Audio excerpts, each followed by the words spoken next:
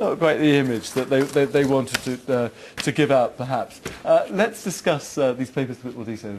Alpesh Patel from Praefinium Partners. Thank you very much for coming in. Well, a mixed bag of stuff today. Where do you want to kick off? We're starting off with the Greeks. You know the new joke, don't you?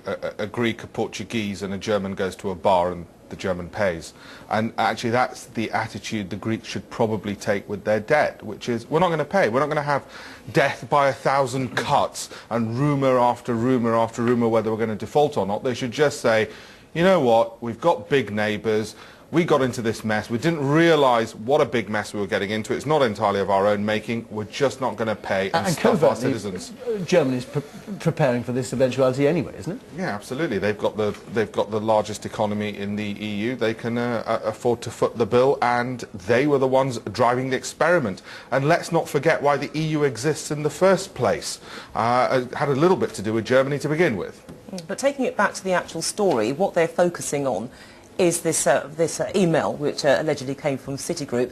Isn't this a bit like shooting the messenger? Because what the message was actually saying is no different to what's been said for quite some time, the possibility that Greece may default. So why bother to actually investigate and threaten to use the cyber police? If this email has come through, you know, Citigroup and all the other investment banks which are mentioned, you know, in the email trail, it makes you wonder, you know, investment bankers involved in market manipulation? Surely not. And that's the problem. It's not that they're sending an email about what might be happening or might not be happening. Your suspicion is they're trying to trigger some kind of market reaction and profit off the back of it. Just a suspicion. I don't know where I could have got that idea from. No, I don't either. No. Should we, let's go on to the concern within the Eurozone about the Finnish involvement.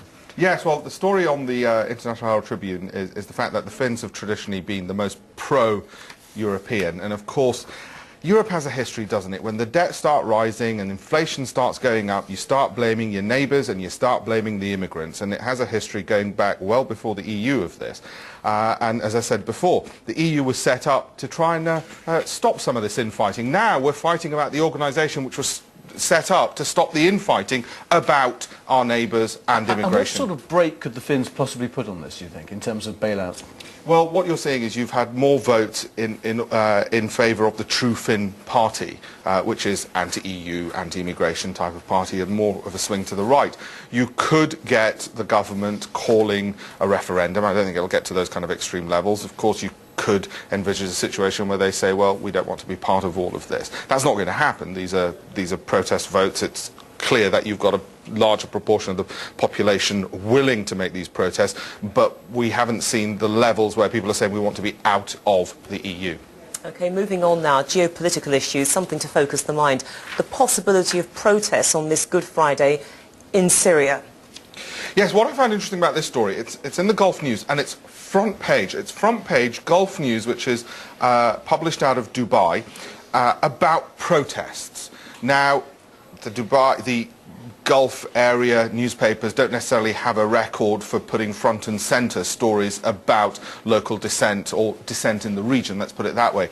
So that was interesting. What's also interesting is that how the protests in Syria have been organised. It's been via Facebook, as we've seen around the world. So the Americans have actually managed to do what the CIA has been trying all along, which is get revolution in these areas. It's just that it was Mark Zuckerberg and not somebody out of Langley who did it, which in itself is also incredibly impressive. But yes, that's what we're waiting for. I suppose in downtown Damascus, they're getting ready if it's going to happen. So we'll have to wait and see. I think it's not just there; so it's Homs and places as well, isn't it? Yeah, it is supposed to be spread. These are you've got to remember it's a lightly populated country. I mean, you're only going to see sizable protests in somewhere like the capital because the other places just don't have the numbers. And what happens in Syria, I mean, has just that huge knock-on effect for Lebanon and all those other areas as well. Well, it does tend to incite. You do tend to get in other countries groups saying, well, look, if they can do it, this is how we organise it, this is what we do, and let's get protesting. The issue is what then happens, if anything. Does it fizzle out? And we've seen things fizzle out all the way from Tiananmen Square. We've seen things fizzle out for one reason or another, not necessarily any fault of the protesters themselves. Okay, that's Gulf News. Yeah, it's now turned the Moscow Times, in fact. One of the stories that you've highlighted is this claim that the son of a software entrepreneur has been kidnapped?